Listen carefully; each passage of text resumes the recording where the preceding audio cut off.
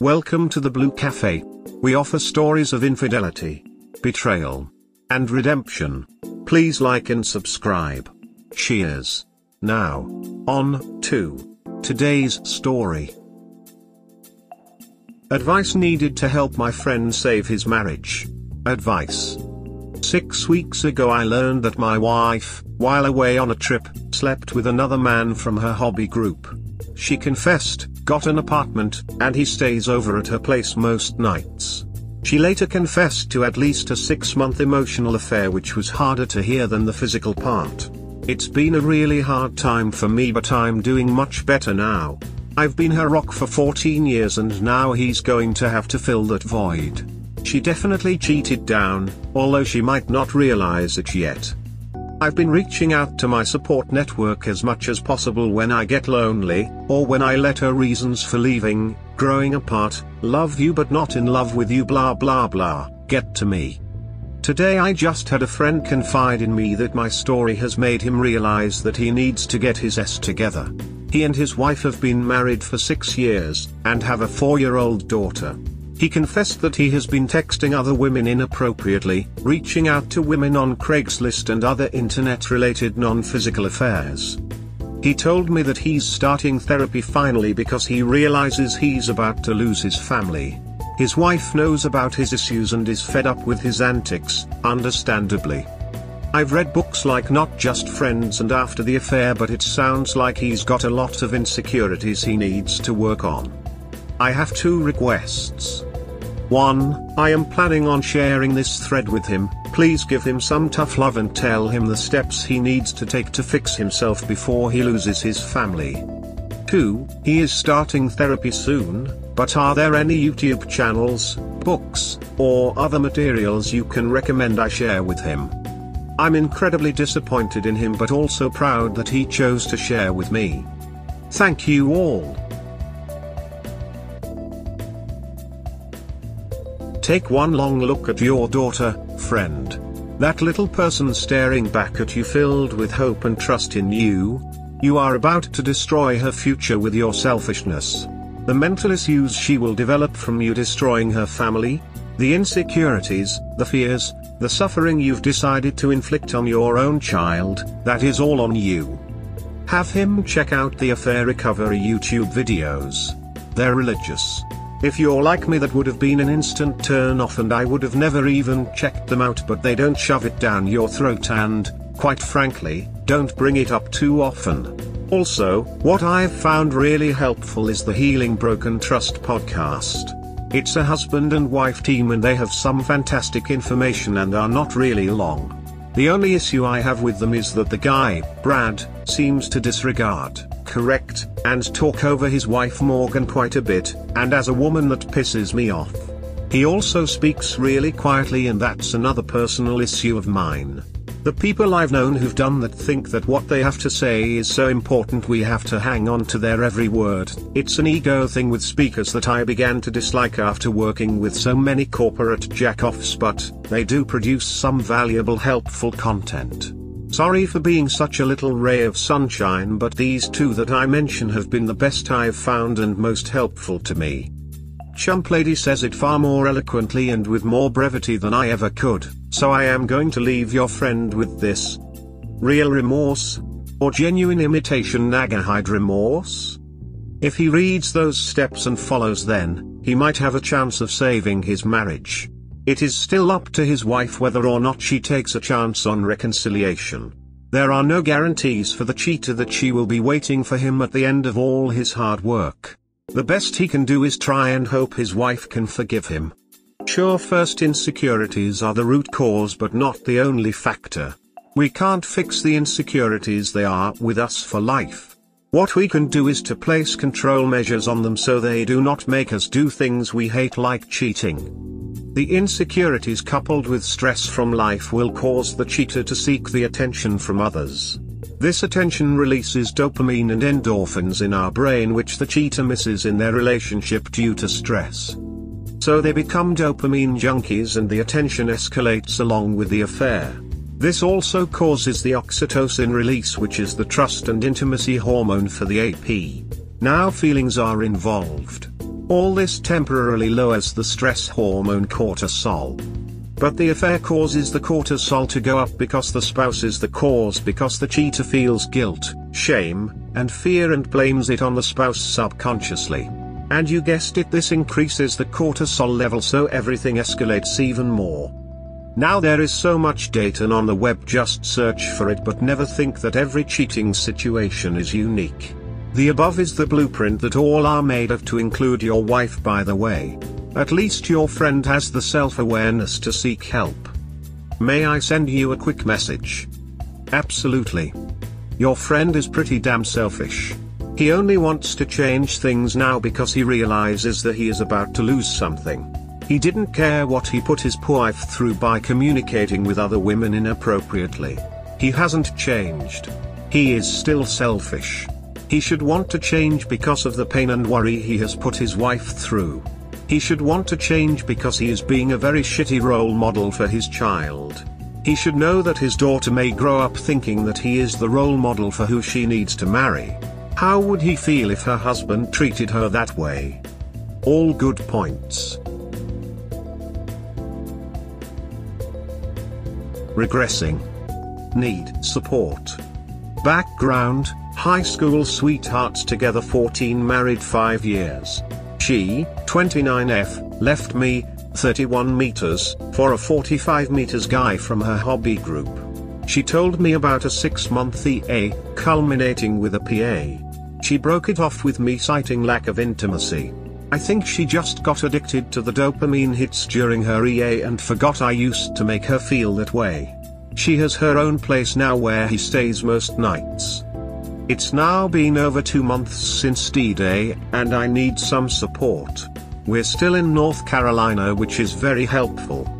For the last week or so, it seems like my healing is going backwards. I was in a good place up until then, but lately I can't stop blaming myself. Logically I know it's not on me, but I can't stop thinking about things I wish I would have done differently. This quarantine gives me too much free time to let my mind wander. I finally got to a point of thinking about her only about 6 hours a day rather than the whole day, but now I'm back to about 8 to 10 hours per day. One of our mutual friends asked me whether it would make me feel better if they ended up getting married, like it wasn't just a fling, but she actually fell in love with him. Obviously my answer was hell no. But now I can't get it out of my head, like maybe she knows something I don't. Pisses me off. I have instructed this friend not to talk to me about her going forward. I know that she's the broken one, and I was a good husband, but I can't stop blaming myself for not being who she needed me to be after all these years. Thanks all. Similar timeline but a bit longer. I don't find myself missing her any longer, but what I struggle with is simply the act of betrayal itself. If she came to my daughter day, I would confidently shut it and be perfectly okay, as I can recognize the extent of all the other abuse was horrific, and it's lovely now being free of that on a daily basis. What lingers though is the act of betrayal itself. Her need to stab knife after knife in my back without any care or concern for me. Couldn't she have just moved out and went on with her business in private? If her mind was made up, find an exit strategy and go live your life without dragging me into the middle of it and trying to have your cake and eat it too. Heartbreak I can handle, I think we've all been there, and that is just kind of part of life. Sometimes relationships don't work out. But I'm still trying to figure out how to get the betrayal knives out of my back. I've done therapy and all that, met other women, but the lingering pain of betrayal is what still kills me. You're not alone. Thanks for the reply. I am lucky in that she is leaving me alone, never strung me along with promises of reconciliation. That's the hard part for me, is that our relationship was not toxic at all. We pushed and supported each other. She just started getting more intimacy from another guy. I'm sorry. It's a long-ass process.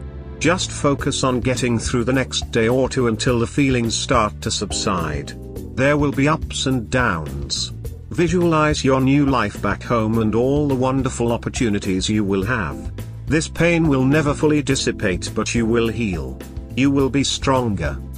Thank you.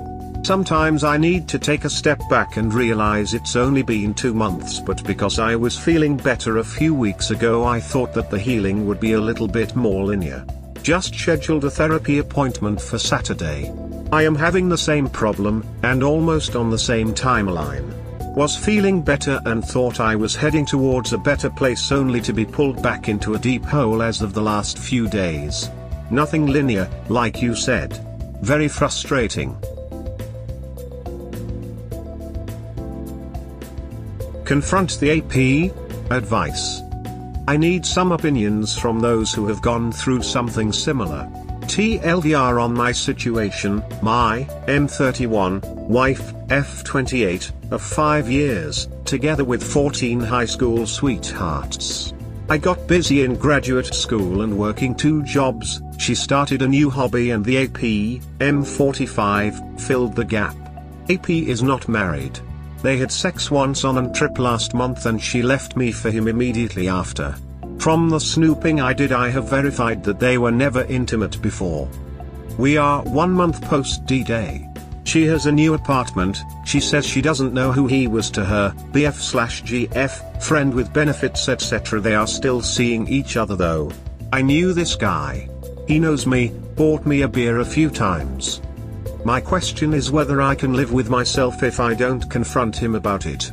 I'm confident that I will be able to control myself and not get physical. I just want to go up to him and say, dude, what the duck? Start talking. I'm not looking for answers from him. I'm not looking for an apology. I guess I just want to let him know that I'm not okay with what's going on. Thoughts? Thanks everyone. Edit, I've decided not to confront for the time being. He is a lowlife who doesn't deserve my mental anguish. Pretty sure he already knows it's not okay. And you'll end up punching him. Yeah, you're kidding yourself if you think it will be a rational discussion. He's a piece of crap, but he's not the one who cheated on you. The fact they still see each means you're going to freak out on him. Doubt they only had sex once. They are still doing it, no doubt about it. Just happened the first time on that trip. I snooped pretty hard. If your wife hadn't opened up to him literally and figuratively, he'd be totally insignificant to you. Just a guy she knows. A John Doe. But because she opened up, she's made him significant, to the point you are considering confrontation. What does that tell you? It tells you, your wife has placed you in this position, not her AP. He's not the first or last sleazeball to hit on your wife. He was just a guy seeing what he can get, until your wife gave him what he wanted. Dime a dozen. We walk past these guys every day. Many may even work with you. All of my focus and energy would be on myself. I was cheated on. I know the feeling. Personally, I didn't want to dignify my fiancé's AP's existence. Yes, he altered my life, but it was because my fiancé permitted it to happen. I told my fiancé her choice was made and that I wish her well. Affair Fog was immediately dismissed, but I didn't dismiss her to get her back. I dismissed her to get me back. I also dismissed her because I wasn't 100% who she wanted, and that's simply not good enough for me. Not then, not now, not ever. Never prioritize someone who considers you an option. Everyone deserves to be someone else's priority. Black and white thinking? Advice. Over the last month or so, I've had 3 separate people say that my thinking has become too black and white since D-Day, 6 months ago.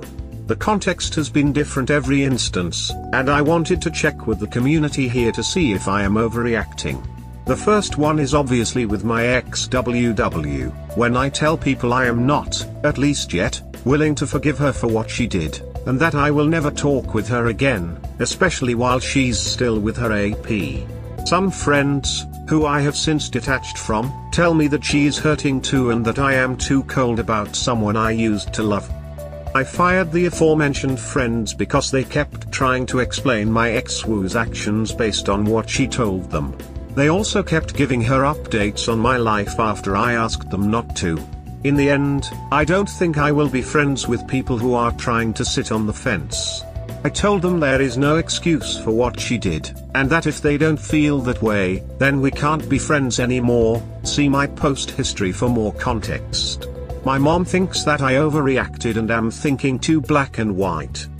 Today, when talking about a couple I know who have a very toxic relationship, he was arrested for domestic violence on her, and he's a drunk. She sleeps around and they met on Ashley Madison. My good friend said maybe they are just doing their best and that it's working for them. I said no, that shit is unhealthy. Again, the accusation of thinking too black and white. My question is, am I crazy for thinking that I don't want these types of people in my life? Have I become callous and cold in the wake of infidelity, or do I just have more clarity now having gone through it? I have been working on trying to be more assertive lately, and I'm not sure people are liking the change. Any advice would be appreciated, thanks. I attended group counseling.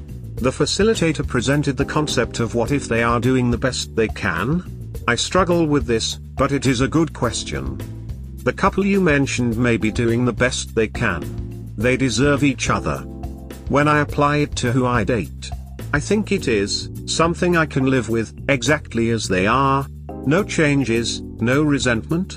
What are my boundaries and values, and do they respect them? When I applied this concept to my ex, I realized he did the best he could. He chose the one way to get out of the relationship that guaranteed I would leave. He did me a favor. I deserve better than him, and we both know it. You deserve better too. I like your rule about dating. I'll keep it in mind. Thanks for the response. I've read your posts. The background is very useful in making an assessment. What I have learnt about infidelity is that family and friends suddenly become experts. They have the comfortable vantage point of not being crippled by pain and disappointment. Being betrayed shakes you to your inner core. Nothing is ever the same again. Of course, it's in our best interests to make sure we don't become zealots fighting a futile crusade to stamp out all of humanity's sins. You're sensible enough to understand your boundaries and expectations on the behavior of others. Reflecting on your wife's behavior, there would be nobody I know that would give it a pass mark. Life and marriage are never perfect, but people who make conscious choices to hurt others through infidelity should be condemned with reservation. That's black and white, and so it should be. That's a good point about not becoming a zealot.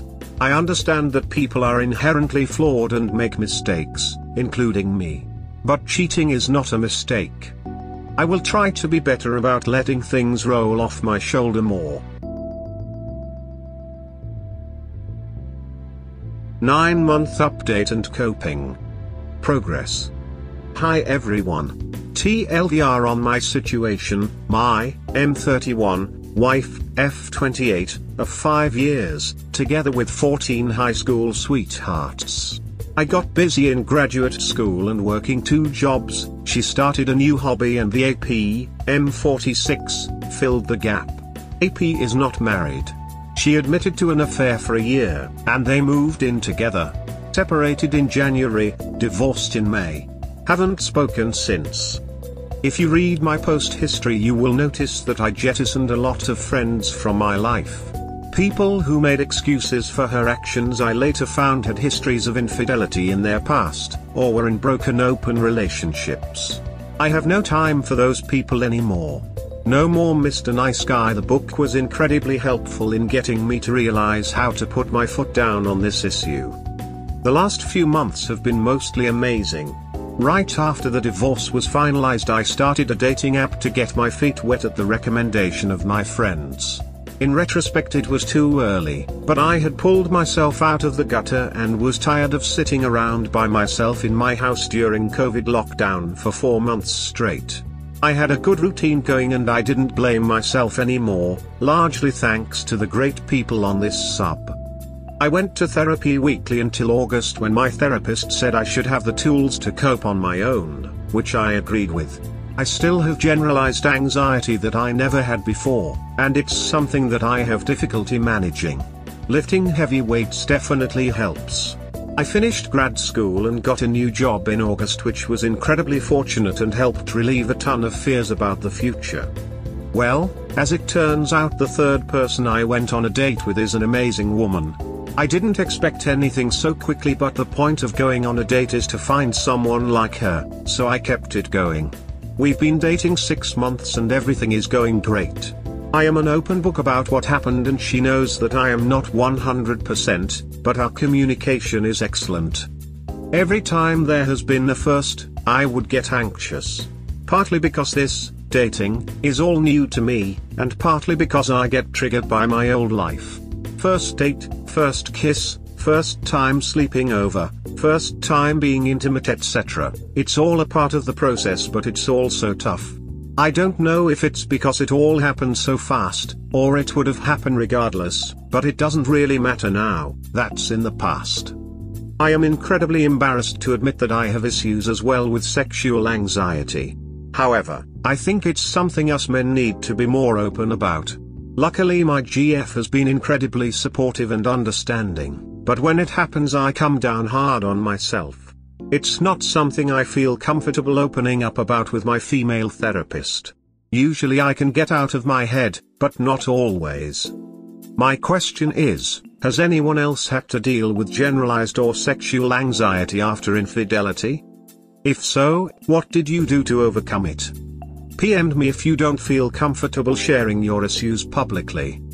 Thanks everyone. Yep. First 6 months. I didn't realize that a small bubble of thought of her cheating would creep in without me noticing. Locked away in the back of my mind. That would block me, and I thought I would never recover no matter how much therapy. Couple of meditation exercises where you visualize the person next to you having a fun time together help a lot. After that, everything went back to normal. What happens with your sexual anxiety? Are you talking about problems rising to attention and or crossing the finish line? Or, do you just mean overall anxiety when it comes down to sex? I guess you would say rising to the occasion. Just performance anxiety. Even though I know everything is fine physically and there is no judgment no matter what. It's not every time, but it's a self-fulfilling prophecy. Viagra. Honestly mate, it's great. Even if you don't need it 9 times out of 10, it's still worth it. Also, the worst thing you can do is overthink it. Just relax and use it as an opportunity to work on your other techniques, hands, mouth, etc. I'm wondering about this, too. Could you elaborate on the social anxiety piece? Hey. Just want to say I'm so happy for you, good for you for taking back your life. I'm a woman, so I can't speak to your perspective, but I have experience from a relationship where he experienced sexual anxiety. I highly recommend a lot of communication. Shame is such a toxic cycle. Communicating and being able to work through the subject means a world of difference compared to a partner who shuts down and lashes out. Also, I recommend adding more intimate moments with the express intent of not having sex. Just adding more fun to it and less pressure. And finally, maybe in the moment there's a struggle with PIV sex, but being able to switch it up and still enjoy your sexuality together is key. There are so many fun ways to bang your partner, and maintaining sexual connection is massively important. Good luck. She's a lucky woman. Thanks for the reply. I'll try to work in intimate moments like you mentioned. What ends up happening is that I can't stay in the moment because I'm constantly thinking about whether I could do it right now. It's stupid, but it's a problem nonetheless. Mutual friends. Post-separation. Update. Those friends finally replied. Well, it has taken us a week to respond because honestly, we are not sure what to say. It seems like your mind's made up and we don't have much say in this. We hope you are happy with this decision and find peace. We will always be here if you change your mind, but we won't be letting anyone decide who we can and can't be friends with. We are all adults, and what happened between the two of you is your business. We truly hope this isn't the end of our friendship, but I suppose the ball is in your court now. I also found out they are in an open relationship which isn't working. Might explain them excusing her behavior more than the average couple. Original post. Last night I had an argument with some really good mutual friends who kept trying to comfort my ex. They kept saying that there are two sides to every story, and that she is hurting too, still with APBTW. I sent them this text this morning. Let me know if this sounds reasonable or not. Sorry things got a little heated last night. I was upset not because of EXWW actions, those are in the past. What really hurt my feelings was when you said that you didn't know whose story to believe.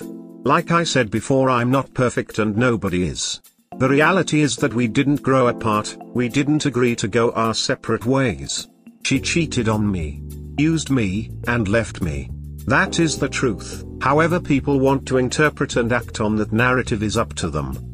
I know that you care about her as a friend, and that's very understandable, but I can't be your friend too.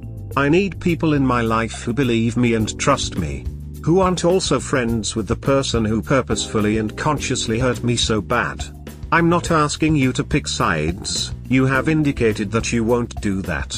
But this constant fence sitting does not work for me.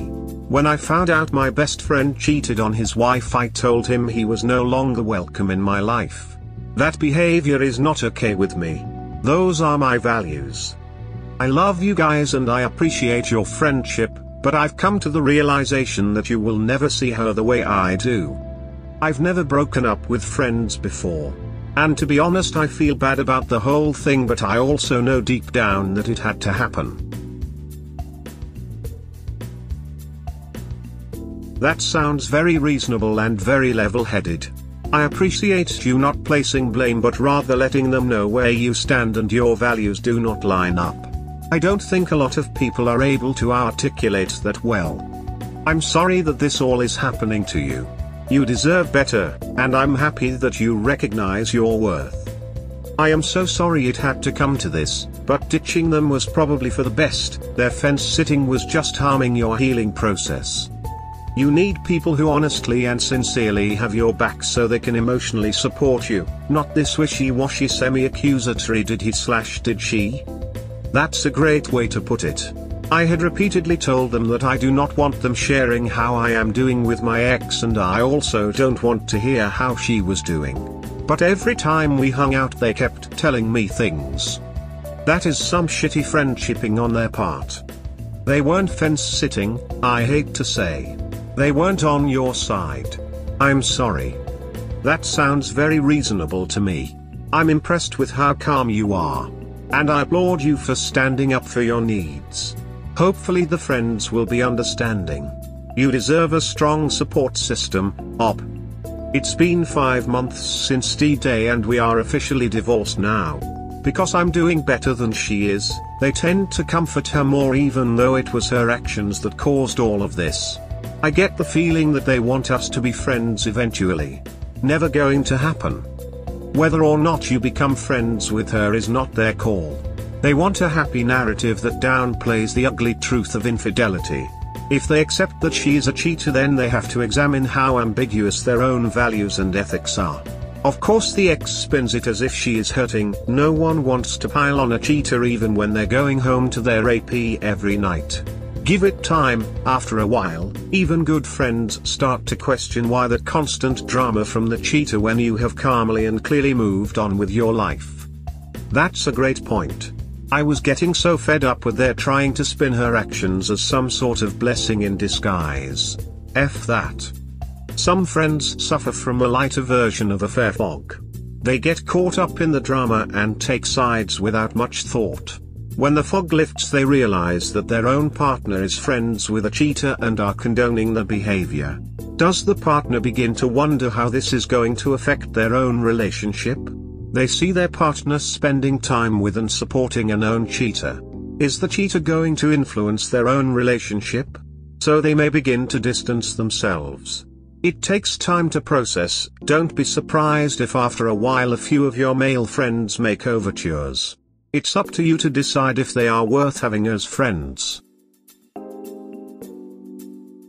We hope you have enjoyed today's episode. Please comment, like and subscribe. Cheers. Have a wonderful day or night, wherever you are.